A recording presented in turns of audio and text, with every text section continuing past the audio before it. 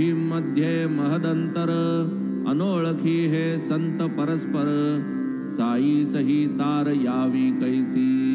साई महाराज तोमी एक मौली बुवा कोणी आणिक भेद बुद्धीचा हा विवेक नाही अनेकत्व उभयात मौली बुवांचा तोची आत्मा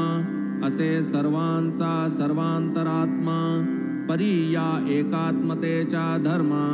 धन्य त्या वर्मा जाणे तो बाह्य देहे जरी वियुक्त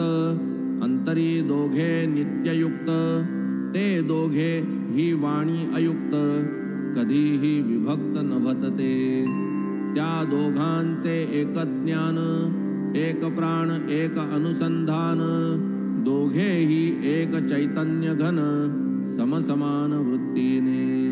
शिर्डी नांदेडी महदंतर त्या दोघांचे एक अंतर एक प्राण एक शरीर तेणेही तार परस्परा काय नवल हे साधु संत तारायंत्रे तारारहित कुठे काहीही घडो सृष्टीत साध्यंत अवगत तयाते पुढे योग्य काळ लोटला रतनजीस देव पावला स्त्रियेसी त्याच्या गर्भराहिला वृक्ष पालवला आशेचा सुवेळी कुटुंब बाळंत झाले आशीर्वचन सत्य झाले पुत्र रत्न पोटी आले आनंदले रतनजी पडता बहुसाल अवर्षण व्हावे अवचट पर्जन्य वर्षण तैसे हे शेटजी निवाले पूर्ण पुत्र संतान प्राप्तीने पुढे तो वंशवेल जो फुलला यथाक्रम विस्तारत गेला कन्या पुत्री सुखे डवरला सौख्य लाधला रतनजी पुढे ही जात साई दर्शन पावूनी तयांच्या आशीर्वचना पूर्ण जाहल्या मनकामना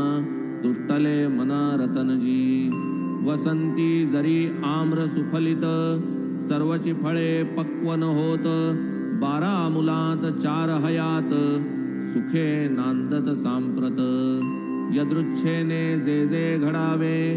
त्यातची ज्याचे चित्त सुखावे ऐसे रतनजी गोड स्वभावे खेदन पावले तिळभर आता पुढील कथेचे सार साईने भरले स्थिरचर कोणी कुठेही बैसूनी स्थिर घ्यावा साचार अनुभव ठाणे शहरचा एक गरीब लाचार उपनाव जयाचे चोळकर कैसे तयाच्या भावार्थावर जाहले गुरुवर प्रसन्न पूर्वी कधी न पाहिले देखिले तया साईंस कैसे नवसिले कैसे तयांचे मनोरथ पुरले अनुभव दिधले कैसे त्या कायसे भजन प्रेमावीण वाचणे पोथी अर्थावीण देव कैचा भावावीण अवघा शीण तो सारा कुंकुम तिलकावीण भाळ अनुभवावीण ज्ञान फोल नाही हे पुस्तकी विद्येचे बोल अनुभवे तोल करावे किमर्थ हा प्रबंध साई लीला अनुबंध याचा ठावान मजला मज करवी जो साईंनी लिहविला ठावे तयासीच प्रयोजन